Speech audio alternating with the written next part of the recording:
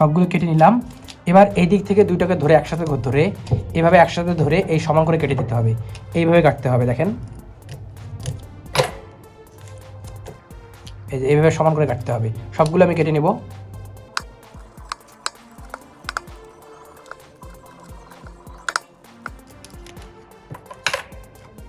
দেখেন সবগুলো আমি সমান করে কেটে নিলাম। এবার এরকম একটা স্কেল বা পাতলা কোনো কিছু নিয়ে এই দিক থেকে এই যে পেপারগুলোকে আছে প্রথমে একটাকে ভিতরে ঢোকাতে হবে, তারপর আরেকটাকে এরকম করে চাপ দিয়ে একদম ভিতর পর্যন্ত ঢুকিয়ে দিতে হবে। এমনভাবে চাপ দিতে হবে যেন কয়েলে ক্ষতিগ্রস্ত না হয়। দেখেন কিভাবে আমি ঢুকালাম, এইভাবে করে সবগুলো ঢুকাতে হবে।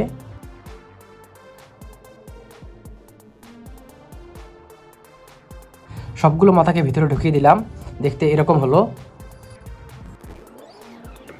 এবার এর বাইরের কয়েলটা বাঁধতে হবে, যার কারণে আমি এখানে আবার পেপার ঢুকিয়ে নেব।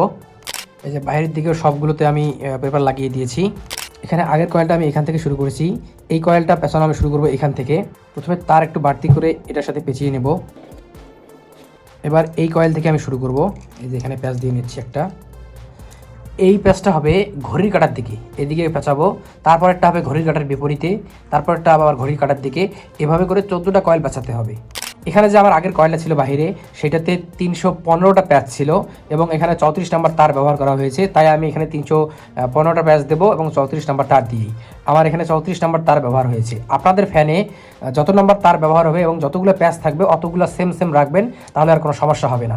এটা খোলার সময় আপনারা এটা হিসাব করে রাখবেন। এই তো রানিং কয়েল বাঁধা শেষ। এবার তারটা একটু লম্বা করে কেটে নেব।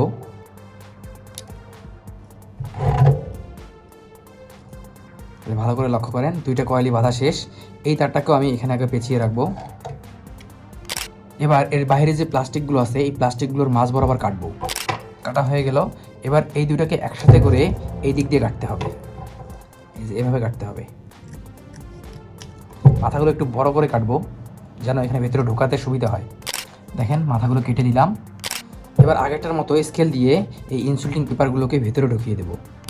দেখেন ইনসুলেটিং পেপারগুলোকে ভালো করে এখানে ঢুকিয়ে দিয়েছি। এবার এই কয়েলটাকে সুতো দিয়ে বাঁধতে হবে, কারণ সুতো দিয়ে বাঁধলে এই কয়েলটা ফ্যানটা যখন ঘুরবে তখন ভাইব্রেট করবে না। আপনারা যে কোনো সুতা ব্যবহার করতে পারেন, আমি এই সুতোটা ব্যবহার করব।